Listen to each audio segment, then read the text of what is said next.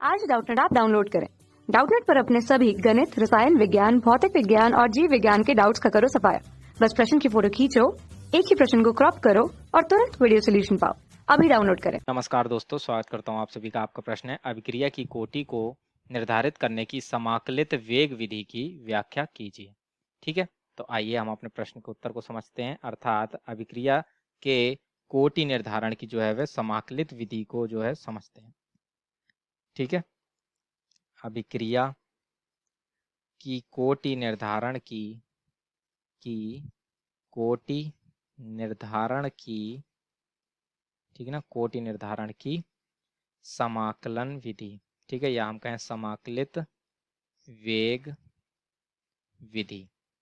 ठीक है ना, तो इसमें हम क्या करते हैं कि किसी भी दी हुई अभिक्रिया का प्रयोगात्मक अध्ययन कर उसमें भाग लेने वाले अभिकारक अणुओं की प्रारंभिक मात्रा, ठीक है, और कुछ समय टी के पश्चात यानी नियमित समय अंतरालों टी के बाद शेष रही मात्रा को ज्ञात कर लेते हैं। ठीक है ना, तो जैसे कि हम देखें, यदि कि प्रारंभिक मात्रा जो हम देखेंगे, नापते हैं, अगर हमने देखी तो अध्ययन किया, तो प्रारंभिक मात्रा हमारी कितनी है, वह ए है। ठीक है, और टी समय अंतराल बाद शेष मात्रा देखी हमने कि कितनी है अभिकारक अणुओं की। ठीक है ना, शेष मात्रा किसकी है, ये अभिकारक अणुओं की। ठीक है, जैसे कि हमने कहा था, अभिकारक अणुओं की मात्राओं को जो है हम पहले अध्ययन करके ज्ञात करेंगे। ठीक है, प्रारंभिक मात्रा ये भी हमारी किसकी थी, अभिकारक अणुओं की। ठीक है ना, तो ये जो है हम अध्ययन करेंगे, तो उसके द्वारा जो है हम पहले प्रारंभिक मात्रा ज्ञात कर लेंगे और टी समय अंतराल बाद शेष मात्रा, ठीक है ना, शेष मात्रा जो कि अभिकारक अणुओं की वह ज्ञात कर मान लेते हैं। उसका एक्स घटन अपघटन हो गया, यानी कि एक्स अणु जो है वो उत्पादन परिवर्तित हो गए, तो बचेंगे कितने, ए माइनस एक्स। ठीक है ना, तो इस प्रकार से ये टी समय अंतराल बाद हमें ए माइनस एक्स अणु बचे। ठीक है, तो इसके बाद अब हम क्या करते हैं कि प्राप्त प्रयोगात्मक निरीक्षणों को जो है वह हम शून्य, प्रथम, द्वितीय एवं तृतीय अभिक्रियाओं की निम्नलिखित समाकलित समीकरणों में रखकर वेग स्थिरांक का मान ज्ञात करते हैं। ठीक है, तो इसमें क्या करते हैं कि जो प्रथम, द्वितीय, ये हमने यहाँ से इनके मान निकाले, और प्रथम, द्वितीय या शून्य भी हो, ठीक है ना, शून्य, प्रथम, द्वितीय या तृतीय कोटि की समाकलित, ठीक है ना, समाकलित समीकरण में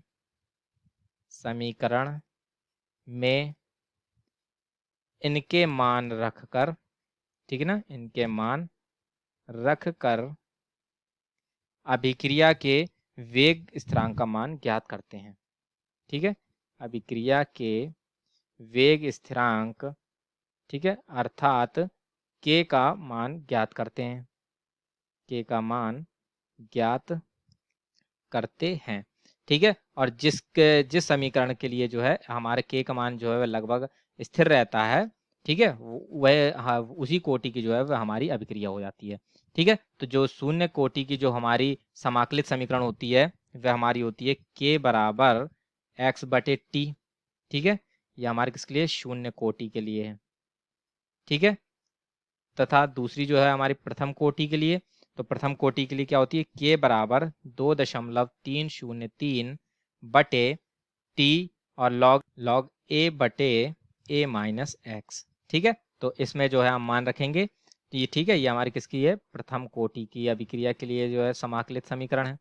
ठीक है, तथा तीसरी देखें तो द्वितीय कोटि की अभिक्रिया की समाकलित समीकरण, ठीक है ना, द्वितीय कोटि की अभिक्रिया के लिए समाकलित समीकरण जो है वो हमारी होती है के बराबर 1/t गुणे एक्स बटे ए माइनस एक्स।